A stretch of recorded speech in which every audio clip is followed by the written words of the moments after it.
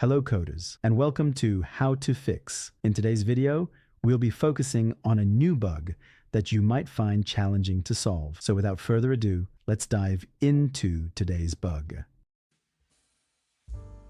Let's now execute code 1 to generate the error and observe the outcome.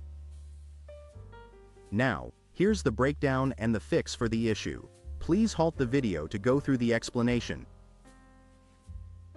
Now, let's rectify the code and examine the resultant output.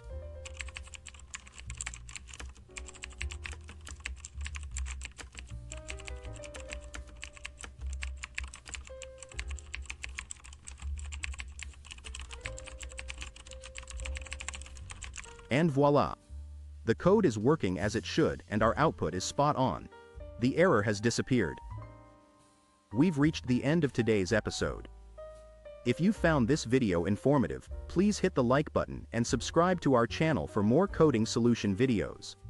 Stay passionate, never stop learning, and enjoy your coding journey.